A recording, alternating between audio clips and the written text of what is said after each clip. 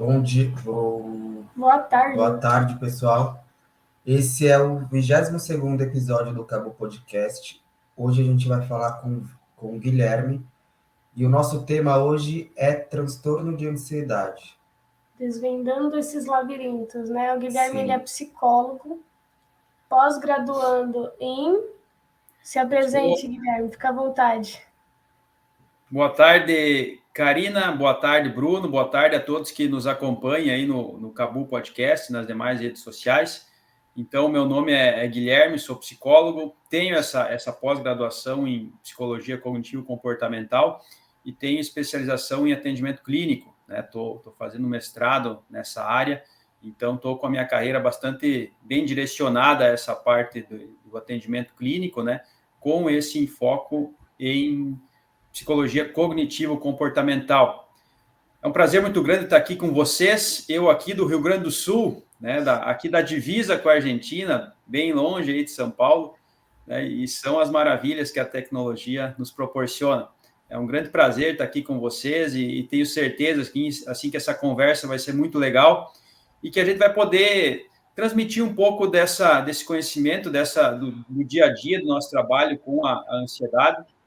E assim é uma conversa super importante, porque a ansiedade hoje ela é uma questão de saúde pública, né? As pessoas saibam, mas o Brasil é o país mais ansioso do mundo, né? Então a gente vive numa sociedade extremamente ansiosa. Então a gente precisa falar sobre esse tema, porque como a gente vai ver aqui na nossa conversa, o primeiro passo, talvez, para a gente conseguir controlar a ansiedade é conhecer, né? Conhecer o seu conhecer como ela funciona, né, para aprender a lidar com ela. Talvez esse seja o nosso principal objetivo. Eu tenho certeza que essa nossa conversa, esse nosso podcast vai ser muito legal. Legal para nós aqui, quando está trocando conhecimento, também para quem vai participar assistindo. Legal. Para começar, antes de entrar no tema, eu estou com uma curiosidade. Como é que está o tempo aí no Rio Grande do Sul? Aqui em São Paulo está fazendo jus ao apelido de Terra da Garoa. Dá até saudade dessa garoa aí. Eu que vou bastante para São Paulo, meu irmão mora aí e gosto muito da cidade.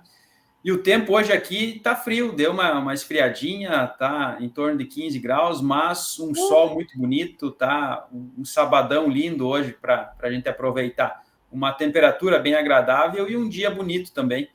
Né? Aqui está fazendo calores bem difíceis de suportar durante a semana. 35 graus por aí. Com sensação térmica de 38, 40, dependendo da hora do dia. E ontem, né? Teve essa queda brusca aí na temperatura, mas está dando uma... É bom para refrescar um pouco, porque até para dormir era difícil. São Paulo não parecia ser a São Paulo que você falou que sente falta, não, viu? Tava parecendo Salvador. Então, aqui eu falo de Criciúmal, Rio Grande do Sul, aqui na divisa com a Argentina, e a gente também estava com uma semana com muito calor, bastante abafado, mas aí deu uma virada no tempo ontem, né? E hoje está um dia bem legal, um dia bonito, um dia bem agradável, assim. Finalmente. Sim. Guilherme, antes da gente entrar no assunto em si, conta um pouco para a gente da sua trajetória. Como você começou, até onde você chegou agora. Então, eu iniciei na psicologia, assim, com o intuito sempre de trabalhar na área organizacional, né? Foi o meu objetivo inicial.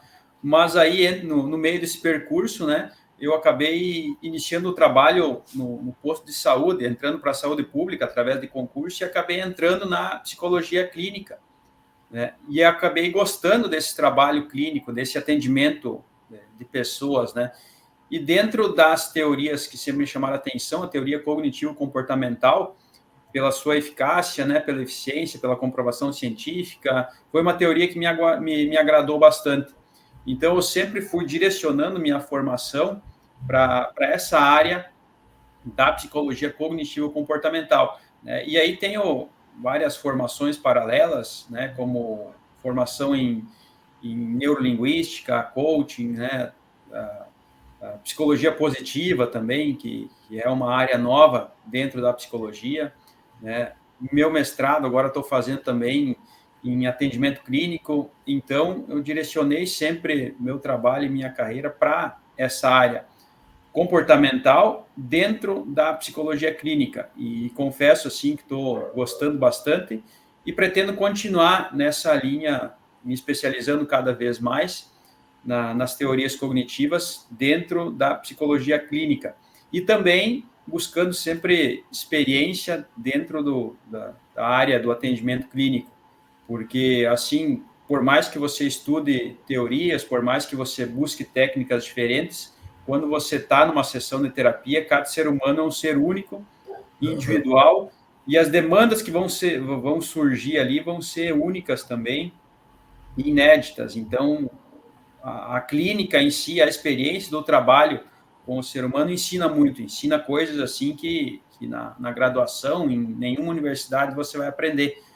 Então, essa questão da experiência clínica, do trabalho, do dia a dia, assim, na linha de frente da saúde mental, certamente ensina muito, né? Digamos que se a gente tivesse numa guerra em relação à saúde mental, o psicólogo que está ali na saúde pública é o da infantaria, é aquele que está lá na linha de frente. Na linha de frente. E isso nos ensina muito, né? E realmente, quando a gente fala de saúde mental, vocês devem perceber, e acredito que todo mundo consegue notar, que a gente está passando por grandes desafios, assim, né? Principalmente em transtornos relacionados à depressão, transtornos relacionados à ansiedade, né? Como eu disse há pouco, o Brasil é o país mais ansioso do mundo, né? Uhum.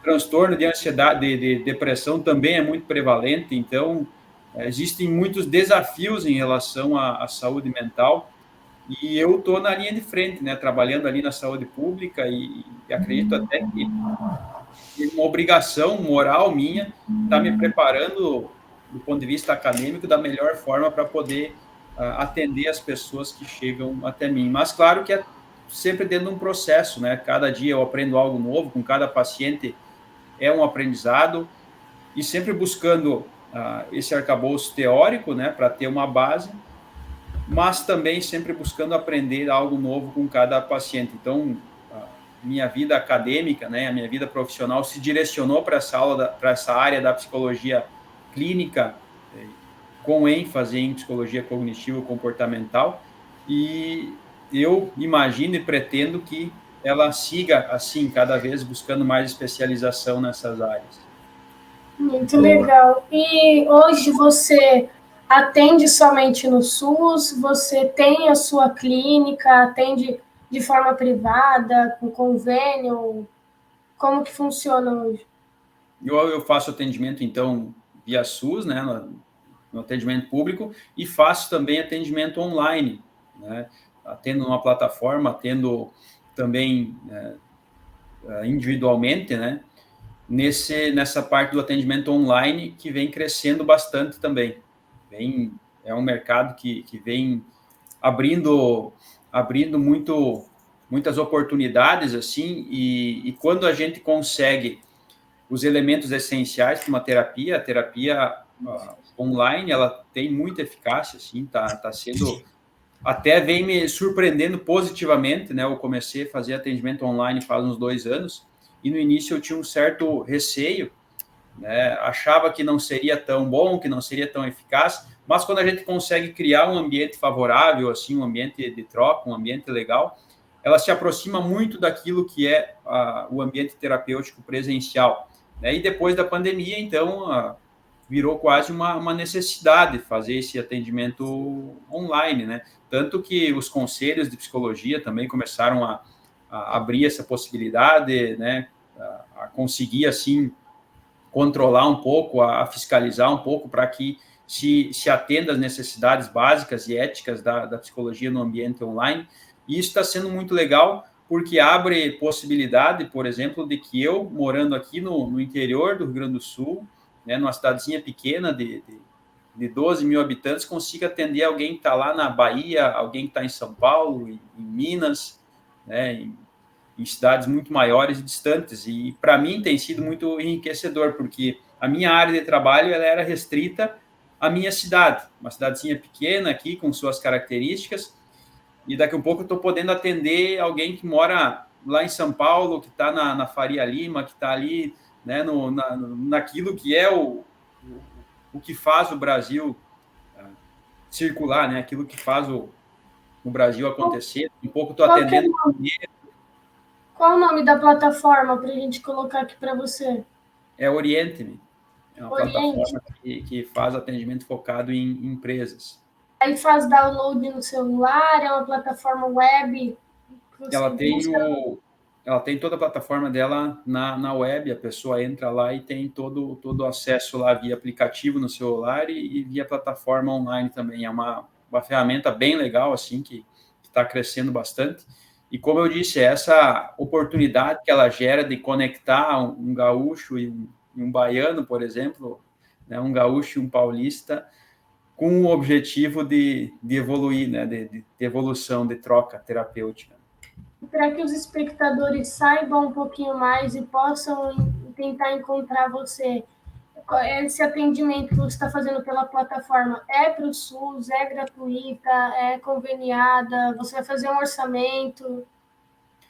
Essa plataforma ela é voltada a empresas. Eu presto serviço nela, né? Quem faz convênios com as empresas é a própria plataforma e eu presto serviço na plataforma, né? E quem gostar da nossa conversa aqui, quiser saber um pouco mais, eu tenho meu Instagram pessoal, que é Psi Guilherme Ullmann, assim como tá escrito aí. Tenho minha página no Face, que é psicólogo Guilherme Ullmann, e tenho minha página no YouTube também, que é psicólogo Guilherme Ullmann.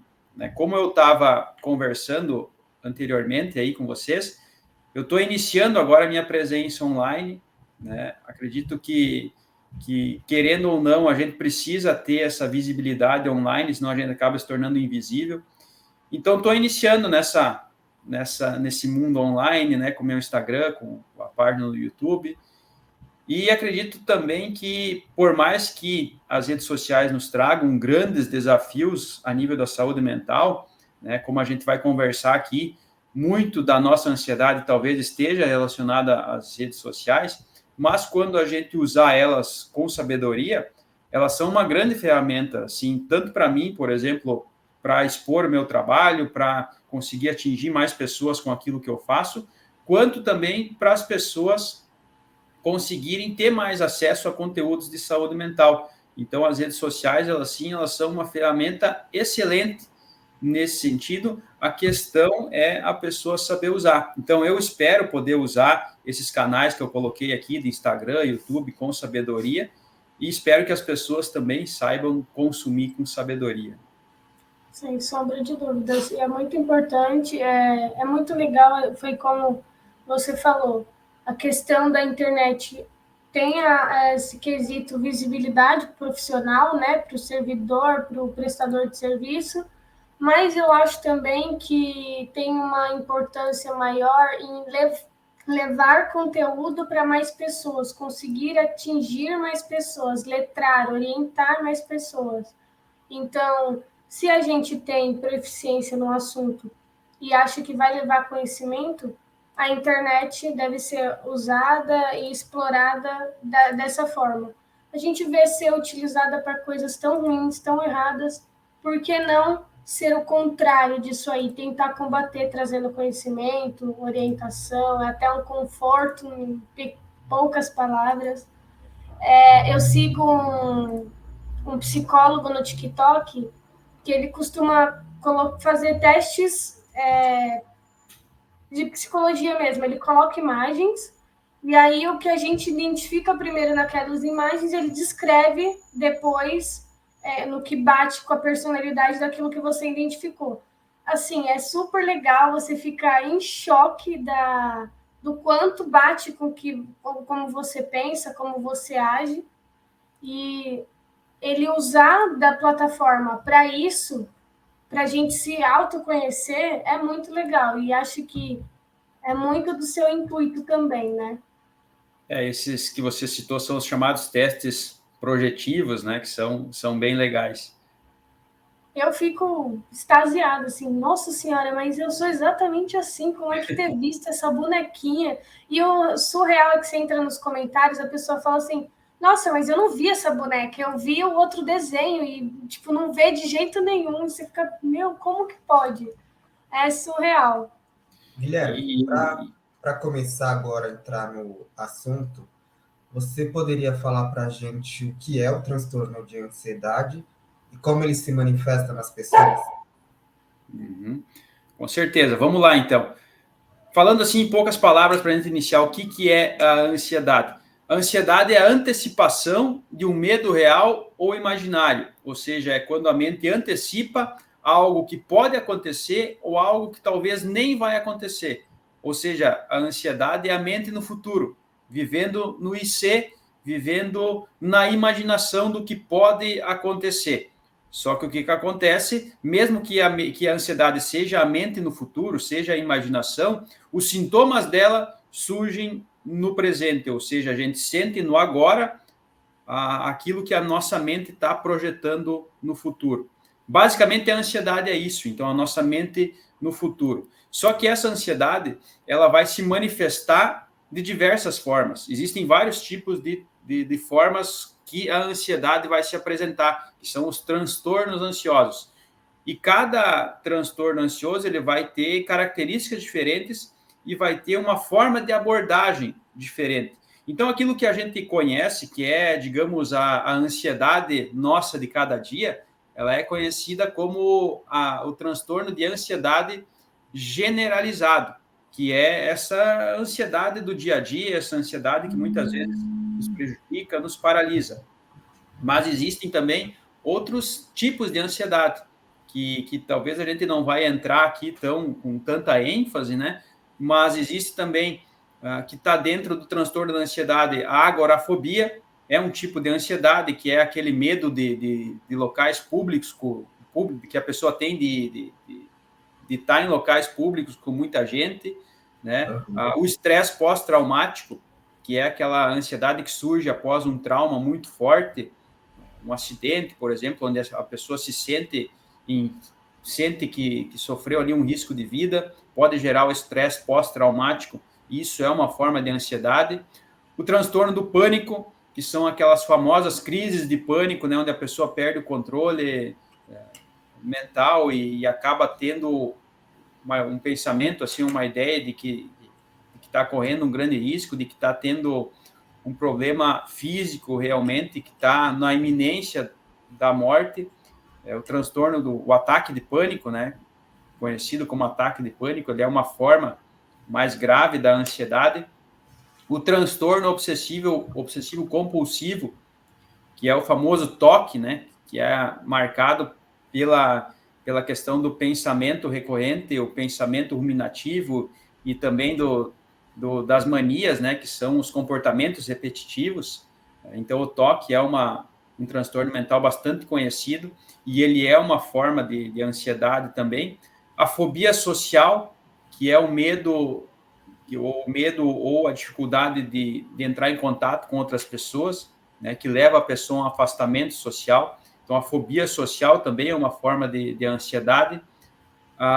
E as fobias no geral, por exemplo, a aracnofobia, que é um medo específico de aranha, ela é uma forma de ansiedade. Então, a ansiedade ela se manifesta de diversas formas, cada forma vai ter um impacto diferente na vida da pessoa, mas todas, de alguma forma, causam sofrimento. Né? Acredito que aqui a gente vai entrar mais na questão da ansiedade generalizada, né? Que é a nossa ansiedade do dia a dia, aquela que está presente com nós. E a gente vai ver aqui que também, muitas vezes, pode ser nossa aliada, que pode ser benéfica. Guilherme, você falou que o Brasil é o país mais ansioso do mundo. Não necessariamente a ansiedade ela desenvolve transtorno de ansiedade, se eu entendi bem. E então não necessariamente o Brasil ele tem mais pessoas com esses tipos de transtornos que você acabou de descrever para a gente. É isso?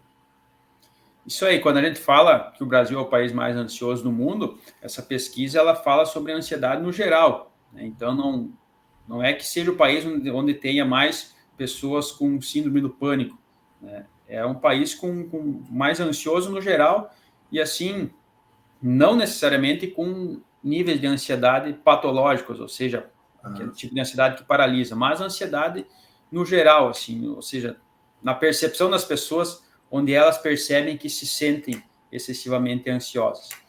Mas para a gente entrar nessa questão da ansiedade, então, uma questão muito importante para a gente falar e para a gente ressaltar aqui é que a ansiedade ela pode muito bem ser positiva, e ela é positiva até certo nível. Porque o que é a ansiedade? A ansiedade é o que faz eu me preocupar com o depois, com o amanhã.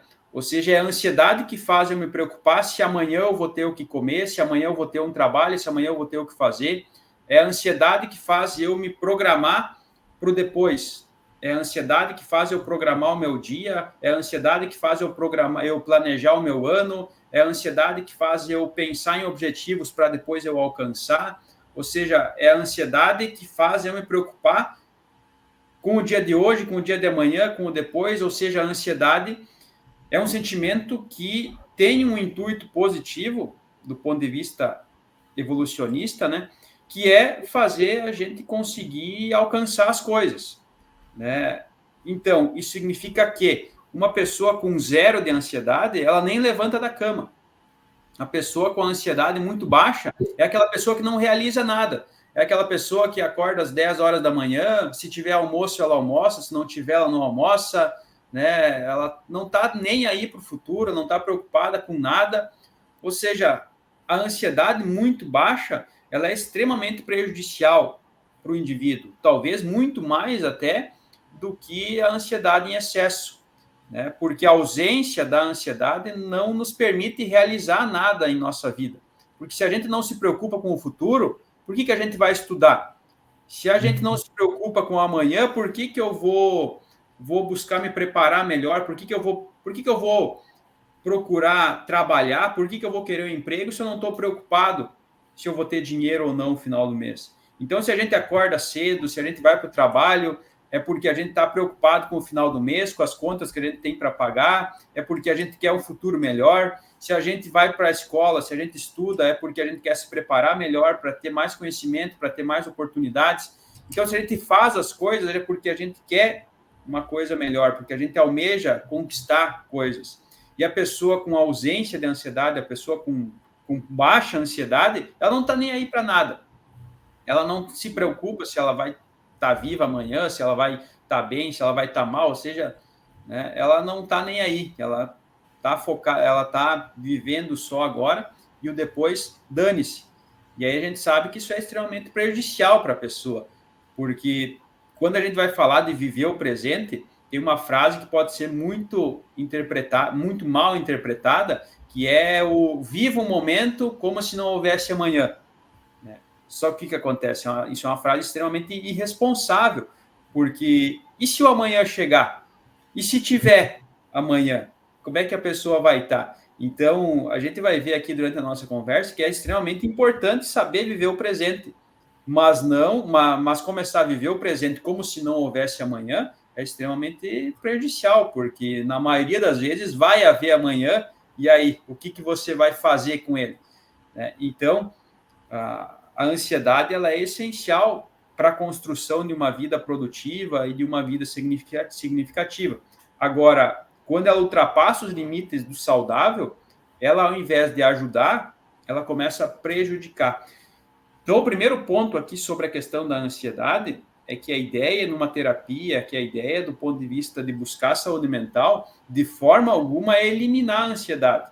A ideia é trazer ela para níveis saudáveis. E aí, muitas vezes, a gente pega, por exemplo, na questão da medicação, que é uma das formas de controlar a ansiedade. A medicação, por exemplo, em excesso, muitas vezes deixa a pessoa dopada de tal forma que ela fica neutralizada para a vida. São aquelas pessoas que conseguem responder a estímulos externos, são aquelas pessoas que estão ali dopadas como se fossem zumbis, né? Claro que num quadro de medicação excessiva, mas também não é o intuito, assim, você eliminar a ansiedade, seja por medicação ou seja por terapia. O intuito, então, é trazer ela para níveis saudáveis. E para a gente conseguir fazer isso, então, o primeiro passo é a gente não ver a ansiedade como uma inimiga. É a gente conseguir perceber a ansiedade como parte da nossa personalidade. E muitas vezes parte essencial. Você pega pessoas, por exemplo, que realizaram grandes coisas por serem pessoas ansiosas, né? Então, a ansiedade não é uma inimiga, mas sim uma grande amiga, uma parte essencial da pessoa que levou ela ao sucesso, né? Motivou, né? Justamente. Então, o primeiro passo é a gente abraçar a nossa ansiedade e aceitar ela como parte da nossa personalidade, e a partir disso começar a entender ela através do autoconhecimento, como você falou antes, né? A gente citou aqui a importância do autoconhecimento, para que a gente possa compreender a nossa ansiedade, abraçar ela como parte da nossa personalidade, para a partir daí levar ela a níveis saudáveis, às vezes levando para cima e às vezes trazendo para baixo, buscando aquele equilíbrio que é saudável. Porque, por exemplo, quando eu falei, né, que muitas vezes a ansiedade ela é parte da personalidade que edifica a pessoa e que transforma ela numa pessoa de excelência, tem uma frase de Freud, né, que é muito legal, que fala que quando você vai tratar o sintoma de uma pessoa, você tem que saber se aquele sintoma não é o pilar que segura a pessoa em pé. Ou seja, muitas vezes você vai lá, diminui a ansiedade da pessoa, mas era a ansiedade que fazia ela conseguir ter uma vida produtiva. E aí você tirou a ansiedade, você tirou parte essencial daquela pessoa. A gente vê muito isso na questão do transtorno de déficit de atenção e hiperatividade.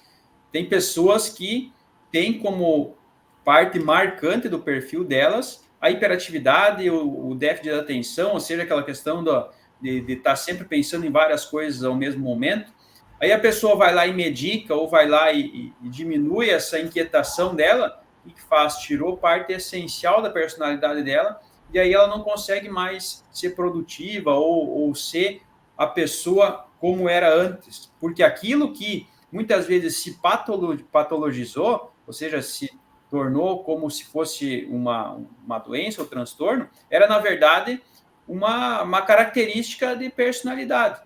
Então, a gente não pode ver o transtorno de ansiedade, ou mesmo, como eu falei aqui, o transtorno de hiperatividade, como se fosse um inimigo a ser combatido, mas sim uma característica de personalidade que muitas vezes é essencial. Mas, claro que em excesso vai fazer mal. Então, o nosso primeiro passo é abraçar a nossa ansiedade, abraçar essa nossa característica de personalidade, para a partir daí começar a conhecer ela, utilizar ela a nosso favor e começar a compreender quando que ela se torna prejudicial, para a partir daí criar estratégias e mecanismos para trazer ela para níveis saudáveis. E aí, certamente, a pergunta que vocês devem estar pensando, e que as pessoas que nos acompanham devem estar se fazendo, então, quando que a ansiedade é normal, quando que ela é benéfica e quando ela se torna patológica, né? Eu ia fazer essa pergunta mesmo.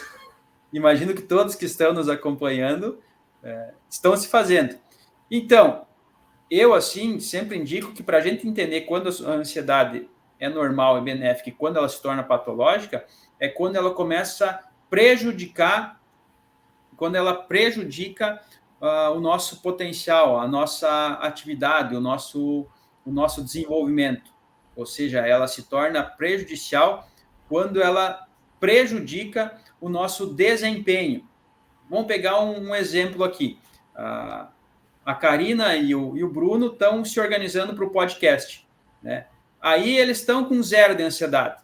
Chegou aqui na hora do podcast, a Karina liga para o Bruno e aí já entrou em contato com o nosso convidado, já está tudo certo para o podcast, já está certa a entrevista. E o Bruno fala, não, acordei agora, nem falei com ele ainda, né? Aí, e você programou o roteiro da entrevista? Não programei nada, não sei nem assunto, qual é o assunto que a gente ia trazer hoje aqui? Ou seja, está com 0 de ansiedade, está 100% zen, está legal, mas o podcast não vai para o ar porque ninguém de vocês se preocupou, estavam com a ansiedade muito baixa. Então, foi prejudicial para o desempenho de vocês, para o objetivo de vida de vocês, do momento que é ter um podcast legal, que é desenvolver um podcast assim que atinja muitas pessoas. Foi prejudicial. Agora, mas uma situação dessa ia trazer dois extremos de uma vez, né? Um sem ansiedade nenhuma e o outro querendo explodir de ansiedade. Já traria os dois extremos, né?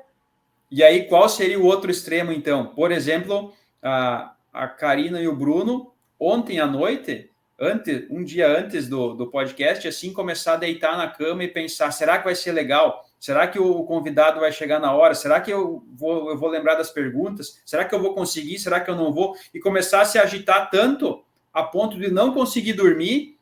Aí passou uma noite inteira sem dormir, com um sono agitado, chega hoje de manhã, vai chegar na hora do podcast, vai estar com olheira, vai estar cansado, o corpo não dormiu, não descansou, a mente não vai funcionar direito, não vai conseguir elaborar bem as perguntas, ou seja, de tanta ansiedade a pessoa não dormiu, a ponto de chegar na hora da atividade e ela ter prejudicado a atividade pela ansiedade, ou seja, a ansiedade ela é patológica quando ela deixa de ser produtiva e se torna prejudicial. Ou seja, esse exemplo de ansiedade que eu citei, de você se preocupar demais antes de dormir com o programa, né, ela é somente prejudicial porque naquele momento não tem o que você fazer para conseguir, né, melhorar ou fazer acontecer o programa. Não tem como você adiantar o relógio para que o podcast chegue logo. O melhor que você pode fazer naquele momento é descansar, dormir bem, para que, quando chegue o momento agora de manhã, você esteja bem para, então, realizar a atividade. Essa seria a ansiedade saudável. Quando você não tem preocupação nenhuma, vai ser prejudicial porque você não vai se preparar. Quando você tem ansiedade em excesso, vai ser prejudicial porque você não vai conseguir dormir a ponto de não estar bem hoje para realizar a entrevista. Então, qual seria a ansiedade saudável nesse exemplo? Eu acho que eu estou na que prejudica, viu? Porque eu perco o sono. Eu até sonho com o negócio quando eu estou ansiosa, aí é que eu não durmo mesmo. E aí, então, significa que você está com a ansiedade um pouco excessiva e a gente vai ter que trazer ela para níveis saudáveis. O que seriam os níveis saudáveis nesse exemplo que eu coloquei? É vocês conversarem, vocês fazer um roteiro para entrevista, é vocês entrarem em contato com o entrevistado antes para deixar tudo agendado, mas fez tudo o que estava ao alcance para fazer, desligou, beleza, agora é esperar o momento chegar, né? Aí a ansiedade está em níveis saudáveis, porque ela fez você se tornar uma pessoa mais comprometida com o teu objetivo, uma pessoa efetiva, em busca de resultados, mas não a ponto de te tirar o sono, né, e se tornar prejudicial, ou seja, o equilíbrio, né, o famoso equilíbrio. E é isso que a gente vai ter que buscar quando a gente vai falar em saúde mental e falar em ansiedade sob controle. Então, a primeira questão é essa, né, que a gente não busca eliminar a ansiedade, a gente busca fazer ela jogar a nosso favor. Aproveitando só para engatar nessa questão de manter o equilíbrio da ansiedade, a gente trouxe aqui, né? Você trouxe aqui um exemplo mais palpável, mais realista e que realmente ia acontecer. E quando se trata de, por exemplo, um sonho de uma pessoa que ela está trabalhando e tentando chegar nele, mas ainda é uma incerteza porque depende de outros fatores externos e ela não tem a certeza se vai chegar ali, mas tem uma possibilidade, conseguiu entender? Tipo, depende de fatores externos para ela chegar naquilo. Como manter a ansiedade em níveis saudáveis nessa situação? E você colocou, assim, você fez uma sopa de ansiedade, digamos assim, que está presente na ansiedade de forma muito comum. Né? Primeiro é a questão das incertezas. A pessoa que tem uma personalidade ansiosa, ela tem a tendência de querer ter certeza sobre tudo e querer controlar tudo. Só que o que acontece? Querer controlar tudo e querer ter certeza de tudo é uma fonte inesgotável de ansiedade e angústia. Por quê? Porque a gente não controla tudo. Na verdade, a gente controla muito pouca coisa assim, em relação à nossa vida, né? E quanto à certeza sobre o futuro, a gente não tem certeza nenhuma sobre o futuro, né? O futuro ele é totalmente incerto. Por mais que a gente programe as coisas, por mais que a gente faça um planejamento, vai depender de fatores externos. Por exemplo, eu planejei fazer um passeio no parque. Aí chega no dia, chove. Está fora do nosso controle, né? A gente precisa aprender, então, a conviver com as incertezas, né? E aprender a conviver com esse fato de que a gente não controla tudo, né? E é difícil conviver com as incertezas, porque a pessoa ansiosa, ela tende a querer ter certeza de tudo que vai acontecer, é querer ter tudo controlado nos mais mínimos detalhes, né? E isso é uma fonte inesgotável de angústia, porque praticamente tudo pode acontecer. E o que a pessoa ansiosa fica fazendo? E se acontecer isso? E se acontecer aquilo? Ela fica criando inúmeros cenários na mente para tentar se preparar para eles. Só que o que acontece, né? Como dizem os cearenses, tudo pode acontecer, inclusive nada, que é o que acontece na maioria das vezes, né? Então, quando a pessoa começa no IC, aí se acontecer isso, se acontecer aquilo, a pessoa vai criar, assim, uma fonte inesgotável de angústia e ansiedade, porque praticamente tudo pode acontecer. Então, o que a pessoa pode fazer é estar preparada para aquilo que pode acontecer, mas preparado no sentido de não querer adivinhar o que vai acontecer, mas estar preparado no sentido de você vai vir fazer uma entrevista para um podcast, você se preparar no sentido de você estudar o tema, de você estudar a biografia do entrevistado, mas entender que várias coisas podem acontecer e você não vai controlar tudo, né? E que legal que é assim, que a nossa vida é baseada em incerteza, porque já pensou se a nossa vida fosse um filme que você já assistiu, né, em que você soubesse cada capítulo, soubesse tudo que ia acontecer, né? Que graça teria.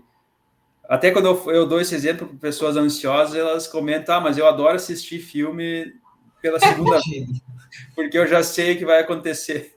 Eu ia falar isso. Eu sei que ia ser sem graça, mas eu ia ficar muito mais aliviada. Né, de poder assistir o filme da vida antes para viver depois, né? Pessoas ansiosas que torcem por time de futebol também preferem assistir o jogo depois, quando elas já sabem o resultado, porque tem mais facilidade de lidar com a ansiedade. Mas é mais fácil, mas tem menos emoção, né? Então, ao invés de querer assistir o filme da vida antecipadamente, que tal a gente ir aprendendo a lidar com essas emoções para conseguir trazer elas para um nível saudável, para ter essa vida mais apimentada, digamos assim, com esse tempero da incerteza, sem o sofrimento que ele traz, né? A grande questão é como fazer isso, né? Como aprender a lidar, então, com essas incertezas, como aprender a lidar com essa questão de não controlar tudo. E como que a gente faz? Primeiro passo, trazer isso para a nossa consciência, se tornar consciente disso. Por exemplo, a pessoa está percebendo que ela está com níveis de ansiedade muito altos. Ela tomar consciência disso e começar a se questionar, tá? O que está acontecendo? A questão é que eu quero controlar tudo.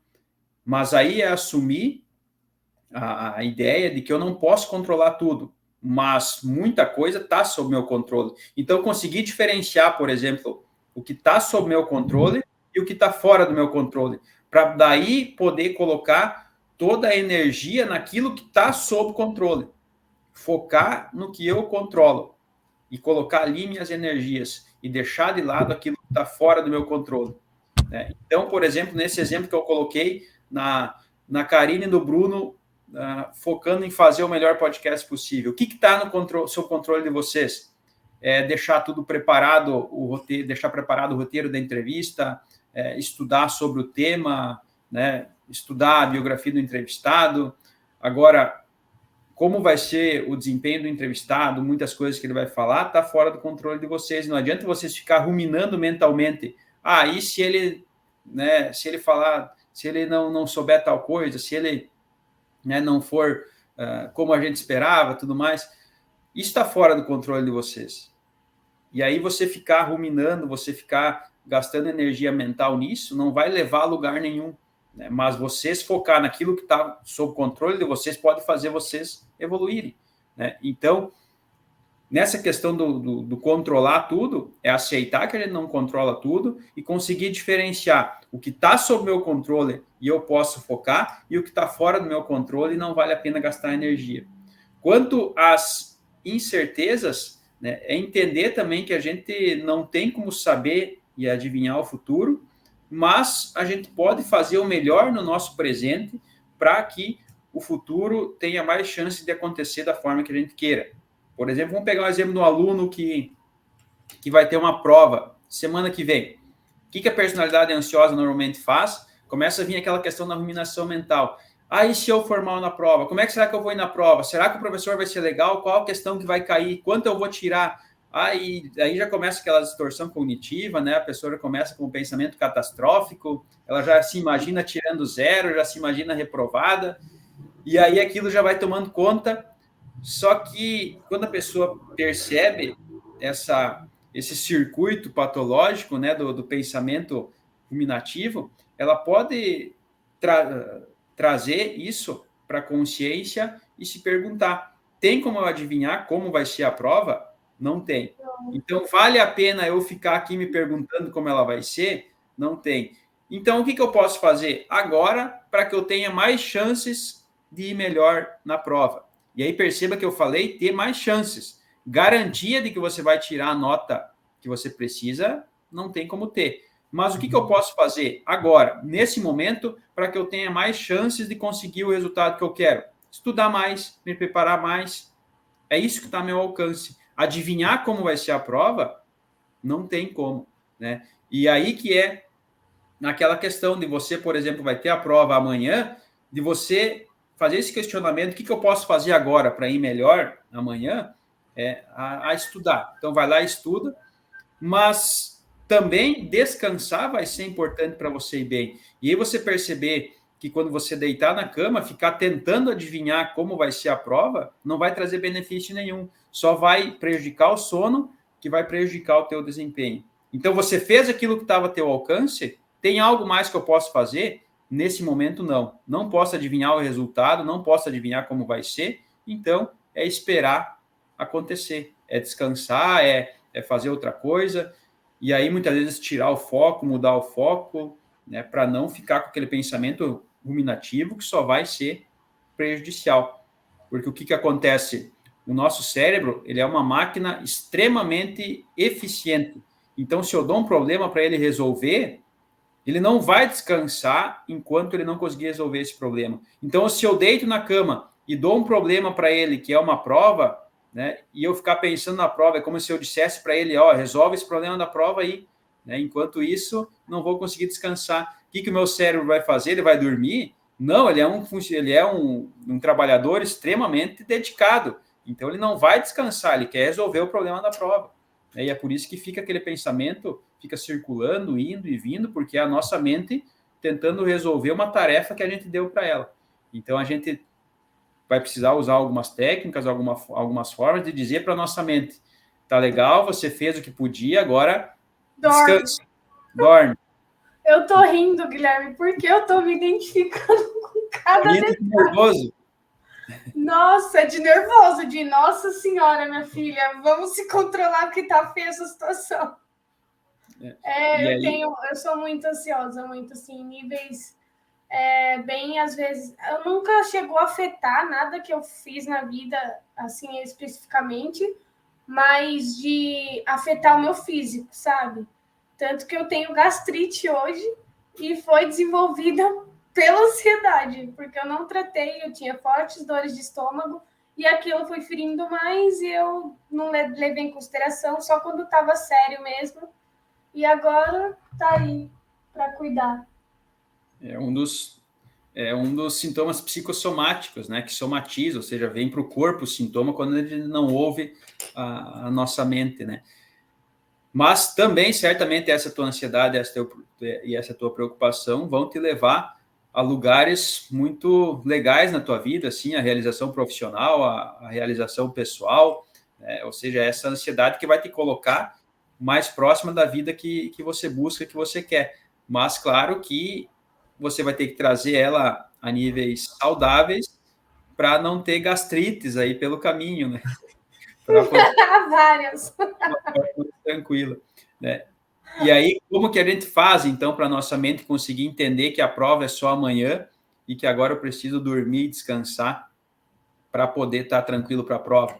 A gente vai ter formas de conversar com a nossa mente, e a gente vai ver depois, mais para o final, na questão de técnicas para controlar a ansiedade, como, por exemplo, a respiração, técnicas de respiração, porque quando a pessoa está ansiosa, normalmente ela respira de forma rápida e superficial, e aí, quando ela muda o padrão de respiração e respira de forma lenta e profunda, ela está passando uma mensagem para o cérebro dela de que ela está num ambiente calmo, seguro e tranquilo, e aí o cérebro relaxa, né? Ou seja, encontrar formas de se comunicar com essa mente, de dizer para ela, segura aí, o que você podia fazer por hoje você já fez, agora é descansar e amanhã a gente continua, valeu, né? Vamos dormir.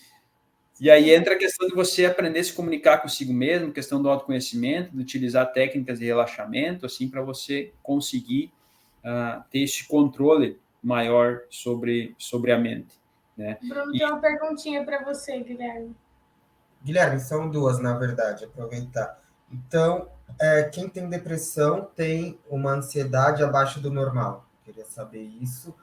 E outra, voltando para os transtornos, qual é o transtorno mais comum no Brasil, ou mais comum que você recebe, que você consegue perceber, que é transtorno de ansiedade, né? Uhum. Né?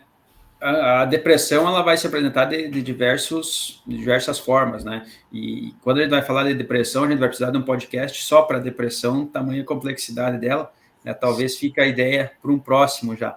Mas falando superficialmente nesse elo entre a depressão e a ansiedade, elas estão muito próximas, né? Claro que a pessoa numa depressão profunda, muitas vezes, quando ela chega naquele nível de se tornar de não conseguir levantar da cama mais, numa depressão profunda, aí ela está talvez com um nível rebaixado de ansiedade, tanto que ela nem consegue levantar da cama, não tem mais vontade para nada, mas em certas formas da depressão, em certos tipos, a ansiedade está muito presente, porque o que acontece? A ansiedade ela pode provocar sofrimento tal que gere a depressão, né?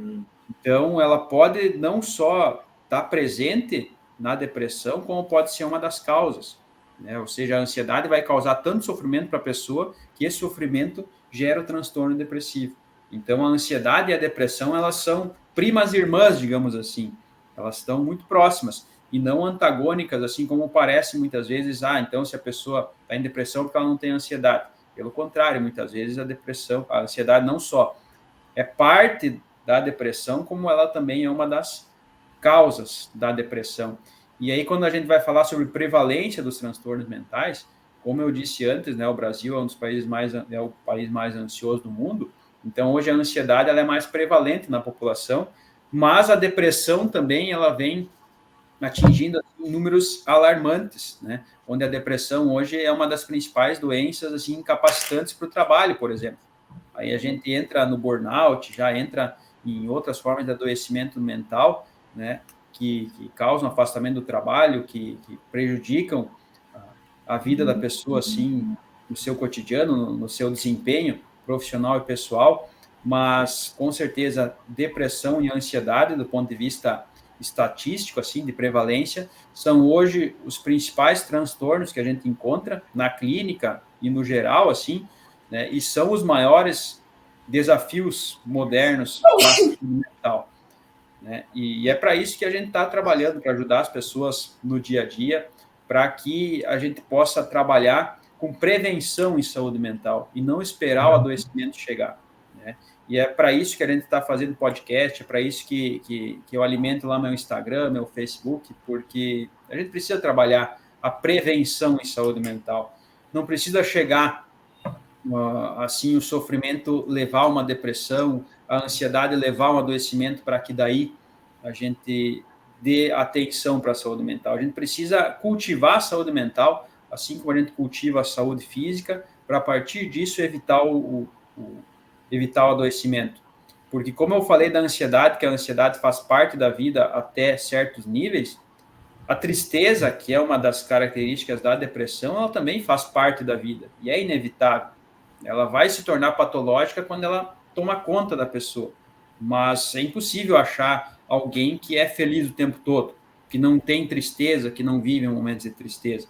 Então, assim como a ansiedade, a gente precisa abraçar ela, compreender ela e trazer ela para níveis saudáveis, na depressão, a gente também precisa, muitas vezes, abraçar nossa tristeza, abraçar nossas dificuldades para trazer ela a níveis saudáveis, né, que fazem parte da vida. E tá mudando um pouco, na verdade, eu acho que seguindo no mesmo tema, mas trazendo a sua outra especialidade, né, que é a terapia cognitiva e comportamental. Como que essa terapia cognitiva comportamental pode ajudar alguém com transtorno de ansiedade? Uhum. Para a gente entrar na questão da terapia cognitivo-comportamental e no seu uso para a ansiedade, é legal a gente entender um pouco o mecanismo da ansiedade. Então, a ansiedade, ela é um sentimento que vem para nós como essencial, assim, para a nossa evolução enquanto seres humanos, tal como o medo, tal como a dor, né? Por mais que a gente não sejam sentimentos que a gente não goste, ou talvez, ou muitas vezes acabam sendo ruins para nós, eles são e foram essenciais para a nossa evolução. Imagina o ser humano agora há 10, 20, 30 mil anos atrás, como era nossa vida enquanto espécie. E aí você vai entender por que medo, dor, ansiedade foram essenciais para a nossa evolução. Imagina lá 2 homens da caverna, né? E a gente vivia num mundo extremamente inóspito, né? A expectativa de vida do ser humano era de 20, 25 anos no máximo, porque a gente estava ali o tempo inteiro sendo atacado por doenças, né? Uma gripe era mortal, animais, outros seres humanos, né? Inimigos, ou seja, a vida era o tempo inteiro, a gente estava o tempo inteiro sendo atacado por tudo e por todos. E aí você imagina 2 seres humanos saindo da caverna. Um ser humano sai todo preocupado. Ele coloca o pé para fora e ele imagina que atrás de um arbusto pode ter um leão, que aquele barulhinho que ele ouviu no chão pode ser uma cobra, e ele olha lá no horizonte e vê uma nuvem levantando, pode ser uma chuva, e se ele pegar a chuva, ele pode pegar a gripe, pode ser mortal. Aí ele ouve o som de outro ser humano, pode ser, ele pensa que pode ser um inimigo, e esse inimigo pode atacar ele, ou seja, ele olha para fora e vê o mundo e pensa em vários problemas, ou seja, ele pensa em várias possibilidades de finitude, ou seja, de que ele pode ser atacado, de que ele pode morrer a qualquer momento. E aí, na outra caverna, sai um ser humano todo despreocupado, um ser humano que olha para o nascer do sol, que vai caminhar para sentir o cheiro, o perfume das flores, sai cantarolando. Qual ser humano vocês acham que vai sobreviver naquele ambiente inóspito? O preocupado. É o preocupado. O ser humano que sai cantarolando, todo alegre, ele vai virar um animal num instante. Então, a gente evoluiu enquanto espécie do ser humano preocupado, do ser humano que olhava para fora e enxergava perigo em tudo, porque realmente existia perigo em praticamente tudo. Né? Você pega o que é o mecanismo da ansiedade. É você tá caminhando e aí, de repente, você se depara com um leão. Não tem como a gente pensar, será que esse leão vai me atacar? Será que ele vai tentar me morder? A que distância ele está? Será que eu tenho que correr para esse lado ou para aquele? A gente não consegue racionalizar sobre esse instante, encontrei o leão. Porque quando a gente encontrou, já é tarde demais. Quando a gente pensou em ter uma reação, já é tarde demais. Para isso que existe um mecanismo reativo, onde a pessoa tem um estímulo externo e antes daquilo chegar na consciência, no nosso córtex frontal, que é responsável pela razão, o nosso corpo já deu vários estímulos para que ele tenha uma reação imediata. Aquela reação de luta ou fuga, ou seja, a gente já está correndo ou já está fazendo alguma coisa antes de ter a consciência racional em um leão, né? Então, a ansiedade, ela ativa um alarme no nosso corpo, antes mesmo da gente ter consciência do perigo, muitas vezes, e esse alarme faz o quê? Ele, por exemplo, faz o coração bater mais rápido, porque é bombear sangue para as extremidades, para eu poder correr, para eu poder lutar. Ele para o estômago, por isso que quando ele está em ansiedade, o estômago para, porque naquele momento é mais importante para a pessoa liga um alarme que é modo de sobrevivência, né? Ou seja, naquele momento não é importante fazer a digestão, é importante mandar sangue para as extremidades para poder lutar ou fugir. Se a pessoa está com um peso, por exemplo, no intestino, vai largar aquilo para ficar mais leve para poder correr. Se tiver com peso na bexiga, vai largar aquele peso para poder lutar ou para poder correr. Vai suar para regular a temperatura do corpo, né? O músculo vai tensionar para ficar preparado para dar uma resposta. Ou seja, a ansiedade, ela liga um alarme interno que faz o nosso corpo ter respostas fisiológicas. Para quê? Para responder a um perigo imediato que está ali fora, que pode ser um animal, que pode ser qualquer coisa. Só que qual a grande questão da ansiedade?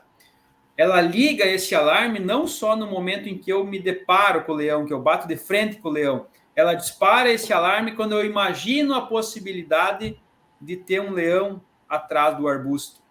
Olha o nosso cérebro como ele é maravilhoso. Ele é tão eficiente, ele foi tão eficiente para a nossa evolução, que ele aciona um alarme interno para me proteger do leão só pelo fato de eu ter imaginado que atrás do arbusto pode ter um leão. Então, o perigo para acionar esse alarme interno, ele não precisa ser real. Ele pode estar só no nosso pensamento, na nossa imaginação. E aí, por que a gente sofre tanto com a ansiedade nos dias de hoje? Porque se naquela época das cavernas, o nosso perigo era um leão, era uma chuva, era uma cobra, quais são os perigos modernos? É um boleto, né? A perda do trabalho, um amigo que pode estar querendo te passar a perna, né? Uma prova que se você não passar, você vai ter problemas lá na frente. Ou seja, os nossos leões modernos, eles estão presentes a todo momento. Em tudo.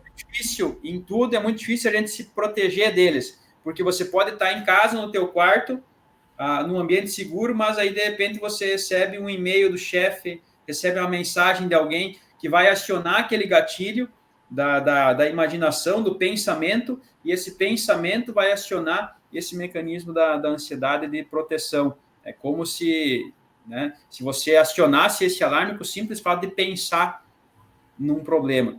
Né? Então, você percebe assim que o mecanismo da ansiedade foi essencial para a nossa evolução enquanto espécie, mas o fato dele ser tão sensível e ser acionado pelo simples pensamento de que algo ruim pode acontecer, torna ele um sistema que a cada momento está sendo acionado. E aí você imagina alguém que está o dia inteiro no trabalho, por exemplo, com o alarme da ansiedade ligado. Ele vai chegar de noite, ele vai estar exausto, porque ele passou o dia inteiro com músculo, por exemplo, normalmente é o músculo aqui, o trapézio, né, o músculo das costas ali, está o dia inteiro tensionado, porque o corpo está ali preparado para ser atacado ou para atacar. E o músculo não pode relaxar, ele tem que estar tensionado. Aí chega de noite, ele está acabado, porque ele ficou o dia inteiro preparado para lutar ou para fugir. Né? Então, você percebe como esse sistema da ansiedade pode provocar cansaço pelo simples pensamento do que a gente imagina que pode acontecer. Só que o que acontece em relação à ansiedade? Ela foi essencial para a nossa evolução enquanto espécie, né? Só que o ser humano primitivo, como eu disse antes, né, ele tinha uma expectativa de vida muito baixa e o único objetivo dele era sobreviver. Era acordar de manhã e conseguir chegar ao final de mais um dia. Ele só queria sobreviver. Né? E hoje nós vivemos num mundo que, por mais que tenha dificuldades, ele nos dá a oportunidade de viver. Né? Nunca se falava na história da humanidade em felicidade, realização, missão de vida, tudo mais. O objetivo das pessoas era sobreviver. Hoje a gente começa, no mundo moderno, a falar em felicidade, realização, propósito, e existe a possibilidade de viver mais do que somente sobreviver. Só que aí também tem seus desafios quando você começa a querer viver.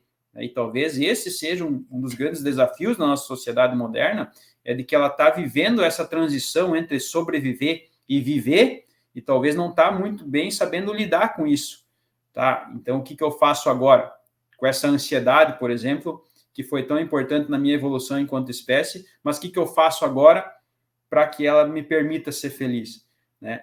Então, é conseguir trazer esse mecanismo de ansiedade para o mundo atual. Então, a gente tem esse problema enquanto espécie, que a gente tem um cérebro primitivo, ainda que evoluiu lá 10, 20, 30 mil anos atrás, né, mas vivendo no mundo moderno. Então, a gente está com um programa desatualizado, digamos assim, né, para viver nesse nosso mundo moderno.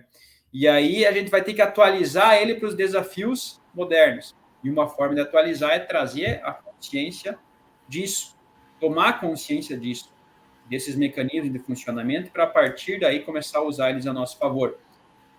E aí que entra a terapia cognitivo-comportamental.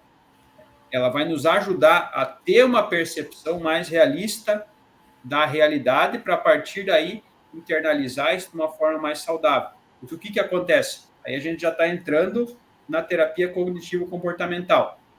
Existe um mundo lá fora e existe um mundo que eu trago para dentro de mim através das minhas percepções, né? Através da minha visão, da minha audição, do meu olfato, né? Eu trago para dentro de mim esse mundo que existe lá fora. Ou seja, existe o que acontece lá fora, né? Que são as coisas do cotidiano, e existe a forma com que eu trago isso para dentro, ou seja, como eu interpreto isso internamente. E muitas vezes a gente interpreta a realidade lá fora de uma forma distorcida. A gente acaba vendo as coisas piores do que elas realmente são, a gente acaba vendo o futuro pior do que ele realmente pode ser, né? A gente acaba vendo as coisas de uma forma mais negativa do que elas podem ser, ou seja, os nossos órgãos sensoriais trazem os estímulos externos para dentro, e a pessoa, quando ela internaliza de uma forma mais negativa, de uma forma mais prejudicial. E a psicologia cognitivo-comportamental, ela vem para trazer tornar esse mundo interno mais realista, né? E aí ela vai usar as suas técnicas para conseguir trabalhar essas distorções cognitivas. O que é uma distorção cognitiva? É quando a pessoa enxerga as coisas lá fora, os estímulos lá fora, ou mesmo internos, de uma forma distorcida, não como eles são. O que é a base, a tríade cognitiva para a depressão, por exemplo? É uma visão distorcida de si mesmo, onde a pessoa se enxerga pior do que ela realmente é. É uma visão distorcida de mundo, onde a pessoa enxerga o mundo de uma forma mais negativa do que ele realmente é. E uma visão distorcida de futuro, onde a pessoa enxerga o futuro pior do que ele realmente pode ser. Então, a terapia cognitiva vai trabalhar nessa questão das crenças, né, desse mundo interno. Porque, segundo a terapia cognitivo-comportamental, o pensamento gera uma emoção que gera um comportamento. Então, por exemplo, o pensamento de que eu sou uma pessoa incapaz gera uma emoção de tristeza, de desânimo, que gera o comportamento de eu não enfrentar desafios. Você percebe, então, que se eu quiser trabalhar esse comportamento de não enfrentar desafios, eu vou ter que trabalhar o pensamento de insuficiência. E muitas vezes está baseado em crenças de que eu de menos valia. Você percebeu como funciona esse mecanismo? A síndrome do impostor entra nessa Entra numa distorção cognitiva de menos-valia, né? Onde a pessoa se enxerga menos do que ela é, né? Então, mas muitas vezes também, né, o oposto do síndrome do impostor poderia ser aquela pessoa que se acha demais, que acha que suas capacidades estão além das virtudes que ela possui. Isso também pode causar problema, né? Por exemplo, eu achar que eu sou um jogador profissional de futebol pode fazer eu querer jogar uma partida sendo que eu não jogo nada, né? Então, o que a psicologia a terapia cognitiva vai fazer é trazer a pessoa para a realidade, ela entender a própria realidade, conseguir enxergar suas capacidades e seus pontos de melhoria, para que ela tenha um contato mais realista com o mundo. Porque os transtornos e disfunções, eles começam a surgir a partir do momento em que a pessoa tem uma visão distorcida das coisas, tanto para mais quanto para menos. Então, é trazer a pessoa para um equilíbrio entre a sua mente e a realidade. E aí que ela vai trazer várias técnicas para trabalhar com crenças, né, que vão gerar pensamentos distorcidos, que vão gerar emoções e comportamentos distorcidos. Então, você percebe que esse é o foco de trabalho na terapia cognitivo-comportamental, e ela tem muito resultado nisso, né? e é muito eficaz na mudança do comportamento, na modulação das emoções. Então, é muito utilizada e é bem legal e bem eficaz. Guilherme, você está falando do tratamento, ele faz isso com a ansiedade, então, também. As mesmas ferramentas servem para ansiedade quanto para o que você acabou de falar. Ele tenta trazer a pessoa para o eixo, é isso? Isso, um dos mecanismos, uma das ferramentas de trabalho da terapia cognitivo-comportamental é o questionamento socrático, por exemplo. Vamos pegar o exemplo da pessoa que tem uma prova amanhã, e aí ela está com o nível de ansiedade lá em cima, a ponto de não conseguir dormir. O que ela pode fazer? Ela pode pegar esses... Então, na terapia cognitivo-comportamental, vai partir do princípio de que se ela está com a ansiedade muito alta, é porque ela tem algum pensamento gerando ansiedade. Então, ela vai identificar quais são esses pensamentos. E ela vai perceber que ela está pensando, por exemplo, e se eu for mal na prova? Né? Ela já está se imaginando com uma nota 0, já está se imaginando reprovada, né? E é isso que vai gerar ansiedade, que vai gerar o comportamento de não conseguir dormir. Então, ela vai começar a questionar esses pensamentos. Ela não vai tentar evitar esses pensamentos, porque eles surgem de forma automática, mas ela vai começar a questionar, como, por exemplo, qual a evidência que eu tenho de que eu vou mal na prova? Nenhuma. Então, vale a pena ficar pensando nisso, né? Se um amigo meu tivesse aqui no meu lugar, o que eu diria para ele? Se acalma, vai dar tudo certo. Por que eu não posso dizer isso para mim? O que poderia acontecer de pior? Eu ir mal na prova. Seria o fim do mundo? Não seria, vai ter prova de recuperação, lá na frente eu aprendo outra coisa. Daqui 5 anos, qual o impacto que essa prova vai ter na minha vida? Eu não vou nem lembrar dessa prova, não vai ter um impacto significativo. Então, vale a pena ficar sofrendo tanto por algo que daqui 5 anos eu não vou nem lembrar, né? Você percebe que você pega os pensamentos que estão provocando comportamento disfuncional e começa a questionar eles de forma a tirar deles essa distorção, esse poder que eles têm de nos afetar. Vamos pegar outro pensamento distorcido muito comum de menos-valia. As outras pessoas são melhores do que eu. Então, se você começa a pensar isso, ele vai gerando outros. As outras pessoas são melhores do que eu não valho nada, então eu nem vou tentar, porque eu não vou conseguir. Se você deixar esses pensamentos tomar conta, eles vão gerando uma ruminação mental e um vai dando filhotinho, vai gerando o outro, quando vê, tomaram conta. Então, o que a gente precisa fazer é tomar consciência desses pensamentos, né? E começar a questionar eles através dessa ferramenta do questionamento socrático, né? Fazendo essas perguntas, como, por exemplo, que evidência eu tenho de que eu sou a pessoa com menos valor que as outras? Quem são essas outras pessoas? Será que vale a pena eu querer me comparar com o mundo todo? Será que eu não estou colocando uma régua muito alta? Será que ao invés de querer ser logo o melhor do mundo, eu não posso tentar ser o melhor do meu bairro, o melhor da minha cidade, para depois ir evoluindo? Né? Se outra pessoa estivesse aqui no meu lugar, o que eu diria para ela? Qual o impacto que isso vai ter na minha vida daqui 10 anos? Ou seja, aí começar a fazer esses questionamentos para ir desarticulando esses pensamentos que geram a emoção distorcida, né? Então, é ali que a terapia cognitivo-comportamental vai trabalhar. Guilherme, esse episódio vai ser um alívio para muita gente, você não está entendendo. Aproveitando sobre isso, como que amigos e familiares eles podem apoiar e fazer parte do tratamento que uma pessoa com ansiedade está fazendo?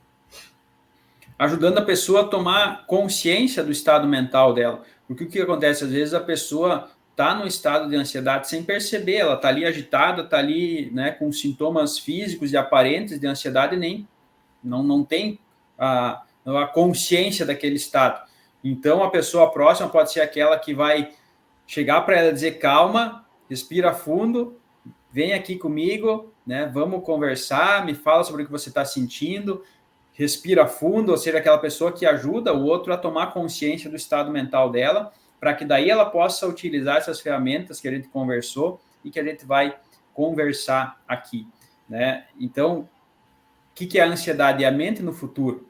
Mas tem como a gente ser feliz e viver no futuro? Não tem. Só é possível viver e ser feliz no agora, no tempo presente. Então, a gente precisa aprender a trazer nossa mente para o agora. E o que acontece? A nossa mente divaga entre o presente e o futuro, entre o passado. E o que acontece? As pessoas, elas acabam estando com a mente no passado, com a mente no futuro, e o único lugar que elas não estão é no agora. Ou elas estão lembrando e ruminando lá alguma coisa que já aconteceu e sofrendo de novo por coisas que já passaram, ou estão pensando e sofrendo por coisas que elas imaginam que vai acontecer. Então, a pessoa está divagando o tempo todo entre o que vai acontecer, o que já aconteceu, e aí a pessoa, ela está em todos os lugares, menos no lugar onde o corpo dela está. Então, o meu corpo está aqui e minha mente está lá. Minha mente está lá e o meu corpo está aqui. E aí, eu acabo me aniquilando nesse intervalo entre a mente estar num lugar diferente do que o corpo está. Então, a gente precisa aprender a viver mais o tempo presente, conseguir trazer a mente de volta para o passado, para o presente, porque não tem como eu mudar o que já passou. E trazer a mente do futuro de volta para o presente, porque não tem como adivinhar o que vai acontecer. É só no agora e no presente que se vive. É fazer planos para o futuro, mas saber que só pode realizar no agora. É eu ter, por exemplo, o roteiro da minha viagem, eu saber quais os caminhos eu vou seguir, mas entender que eu só posso seguir cada um deles no agora. Eu preciso fazer cada curva da estrada para poder chegar lá no caminho que eu quero. Porque se eu vou fazer uma viagem de carro e fico pensando como é que vai ser, como é que eu vou entrar na cidade que eu quero entrar quando eu chegar lá, eu vou bater na primeira curva, porque o meu pensamento está lá, mas o meu carro está dirigindo aqui. E é muitas vezes isso que acontece com a vida das pessoas, né? Elas estão pensando tanto no futuro que elas acabam não conseguindo viver direito no presente, né? E aí, dentro daquelas questões assim que a gente colocou sobre os desafios modernos, né, da nossa sociedade, nós somos talvez uma das primeiras gerações que está começando a falar em felicidade, em bem-estar e tudo mais, e a gente está aprendendo como lidar com isso, é que muitas vezes a gente acaba querendo o tempo inteiro estar alcançando coisas, alcançando lugares, esperando conquistar coisas, porque daí eu vou ser feliz, porque daí eu vou ter tal coisa, né? Sempre com a nossa mente, com a nossa felicidade, nossa realização no futuro, num lugar que um dia eu vou chegar, num lugar que um dia eu vou alcançar, sem perceber que talvez o essencial da vida e a felicidade esteja numa vida boa no agora, no presente. Ou seja, que a vida ela está no processo. E muitas vezes a gente coloca a nossa felicidade lá no pedestal, no futuro distante, achando que ela é um lugar que a gente vai conquistar e não percebe que ela está no dia a dia, está no agora, que ela só pode existir no tempo presente, que ela faz parte da viagem e não é um local onde você vai chegar. Tem uma passagem do filme Poder Além da Vida, que é bem legal, que o mestre leva o discípulo caminhando assim para o alto numa montanha. Essa caminhada demora muito tempo e eles, durante a caminhada, vão conversando, vão olhando a paisagem, vão trocando ideias. E eles chegam no alto da montanha e o mestre dá uma pedra para o discípulo. E o discípulo não acredita, ele diz: não acredito que a gente fez todo esse percurso para você vir aqui e me dar essa pedra. E aí o mestre diz: você não entendeu que a felicidade da nossa jornada estava no processo da gente chegar até aqui.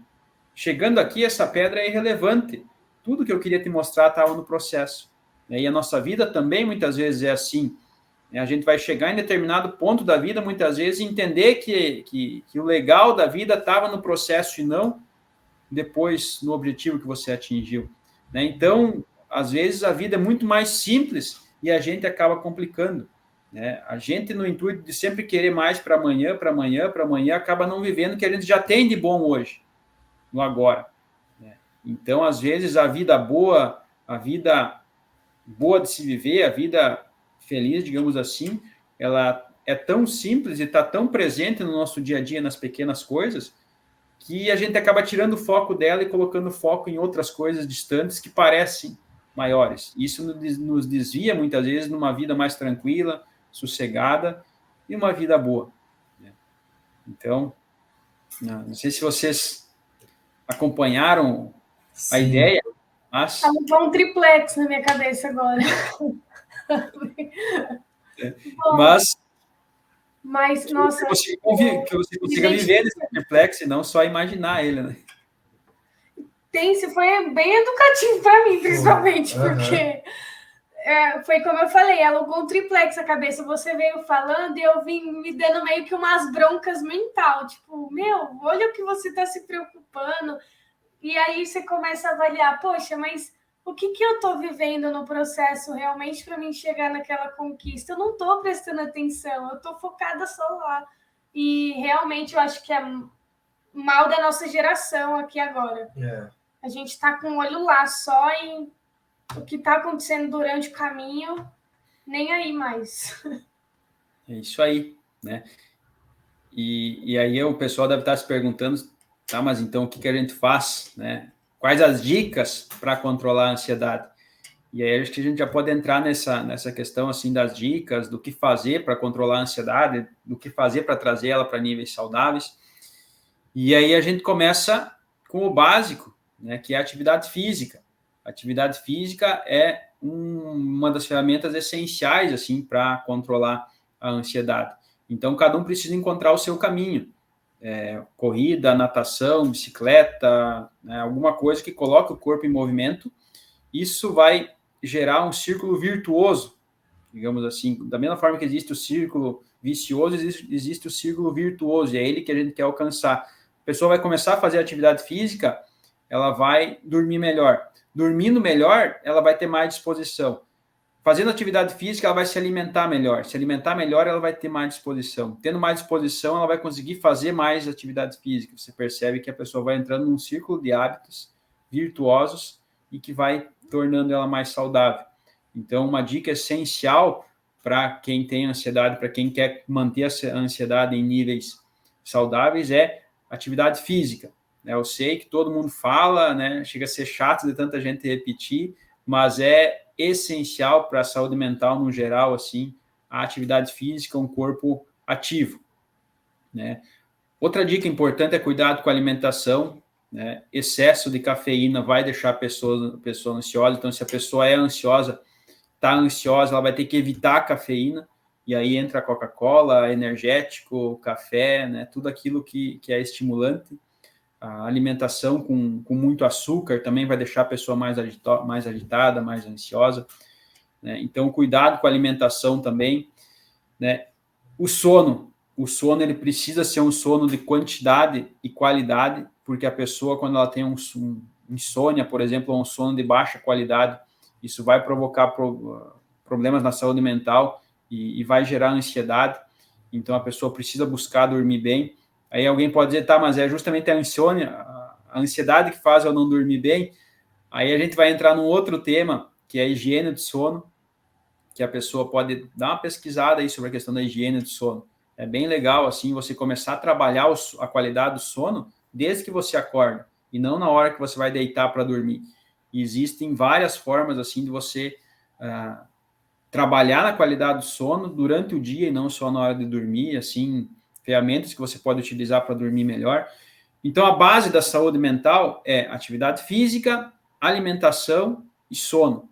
A partir daí, a gente vai conseguir entrar em outras dicas. E uma delas, assim, com certeza essencial, é a meditação. A meditação está sendo muito usada, assim, para trabalhar a ansiedade, e é uma ferramenta que a gente tem, porque a gente pode usar a todo momento, não tem efeito colateral, não custa nada, e a gente precisa começar a entrar nesse mundo da meditação. E para isso a gente vai usar o quê? A respiração. E aí entra a técnica da respiração diafragmática, que é o quê? A pessoa inspira até sentir o abdômen inflar, segura e solta. Porque, como eu disse antes, quando a pessoa está ansiosa, ela expira de forma rápida e superficial. Quando ela inspira, segura e solta, ela está passando a mensagem para o cérebro de que ela está num ambiente calmo, seguro e tranquilo. O que a mente faz? Ela relaxa. Aquele músculo que estava tensionado, ele relaxa. Então, a respiração diafragmática é uma ferramenta essencial para controlar crises de ansiedade, picos de ansiedade e para prevenir a ansiedade. A respiração é como se fosse o controle remoto do cérebro. Então, a gente precisa aprender a usar ela. Assim, são as questões essenciais. Aprender a trabalhar os pensamentos que estão gerando a ansiedade também, a não se tornar reféns deles. Se conhecer a ponto de saber quais são as músicas que relaxam quando a pessoa está muito ansiosa, né? Assim, a questão do autoconhecimento também é essencial, né? E aí são dicas assim que não existem uma fórmula mágica, mas existem formas que a pessoa pode ir encontrando a partir disso que eu falei aqui, para ter ferramentas para lidar com a própria ansiedade, não para eliminar ela, mas para trazer ela para níveis saudáveis. Então, o passo essencial é a questão do autoconhecimento, né, da pessoa conseguir reconhecer essa emoção em si, da pessoa conseguir perceber quando a ansiedade está ultrapassando os limites saudáveis, e aí começar a usar estratégias para lidar com ela. E cada um vai ter que criar a sua. Eu vou caminhar, eu vou ouvir uma música relaxante, eu vou fazer um exercício de respiração, ou seja, encontrar formas de conseguir ir trazendo essa ansiedade para níveis saudáveis. Muito legal, Guilherme. A gente pode partir para a nossa tradição? Pode. A gente tem uma tradição aqui no canal, eu devia até já ter te falado, mas vou te pegar de surpresa. A gente gosta de pedir para o nosso convidado indicar aqui para os espectadores um filme ou uma série, ou os dois, fica a seu critério, uma música e um livro. Não precisa ser voltado para o tema, tá? Pode ser algo que o Guilherme use para o lazer, mas é interessante, a gente deixa disponível aqui na descrição do vídeo para o pessoal consumir também. Então, um filme e uma série, uma música e um livro. Um filme, eu já comentei ele aqui, que é Poder Além da Vida, tem até no YouTube, é um filme bem legal, assim, né, que fala muito sobre a questão de viver o presente. Né. Uma música que eu gosto muito e quando eu ouço ela me acalma de certa forma, a música Trem Bala, que todo mundo conhece, né? Ana Vilela, uma música legal. Assim, e um livro que eu gosto muito é o livro Mindset. Deixa eu só ver o subtítulo dele aqui. Mindset, a nova psicologia do sucesso. Por que eu gosto dele? Porque ele trabalha muito com essa questão da pessoa focar em si e no próprio desenvolvimento pessoal, e não no outro, não na forma com que o outro não no que o outro está fazendo, mas sim em si, e não no que eu fui ou no que eu vou ser, mas sim no que eu estou me tornando. Ela ajuda muito a lidar com esse processo da evolução pessoal. Apesar da palavra mindset ter sido tão utilizada por coaches aí que acabou que as pessoas até têm um certo receio quando ouve a palavra mindset, né? É um coach vindo aí, né? Mas a palavra ela apesar de ter sido muito mal utilizada, ela é legal, né? E esse livro é muito bom nesse sentido. Mindset, a nova psicologia do sucesso. Isso. Já anotado aqui para colocar o link para os nossos espectadores. Bom, Guilherme, eu gostaria de agradecer muito a sua participação. Não sei se você tem mais alguma coisa para complementar, mas se tiver, fica à vontade. Só que eu gostaria muito de agradecer a oportunidade. Tenho certeza que a gente trouxe muito conhecimento, muita clareza. Eu não tenho dúvida, porque, como eu te falei, na minha cabeça você alugou um triplex. Pode ter certeza que eu fiquei bem reflexiva e vou trazer isso para a minha vida, e acredito que muitas pessoas que estão assistindo esse vídeo vão fazer o mesmo. Fica à vontade para concluir. Mas muito obrigada mesmo pela oportunidade, e fica o convite, sim, para uma próxima, quem sabe focar aí no transtorno depressivo, como a gente citou, e em outros transtornos, e explorar bem aí as suas especialidades. Então, legal, Bruno, legal, Karina, eu que agradeço ao convite, né? Agradeço também pelas as pessoas que nos acompanharam aqui nesse podcast, né? Cabu Podcast, que com certeza a tua ansiedade, a ansiedade do Bruno vai ajudar vocês a chegar nos objetivos que vocês querem de forma saudável, né? Espero que a gente possa ter contribuído as pessoas que nos acompanharam de alguma forma. E fica o meu abraço, então, e até a próxima. Até um próximo encontro. Pessoal, sigam o Guilherme. Sigam o Cabu no Instagram, no TikTok. Se inscreve aqui no canal. Deixa seu comentário, o que você achou, o que você quer ver aqui no nosso canal. A gente vai deixar o canal do Guilherme também para você acompanhar mais conteúdo sobre a psicologia e a terapia cognitivo-comportamental. Então, um beijo. Até sábado, às 2 horas. É isso, pessoal. Tchau. Obrigado, Guilherme.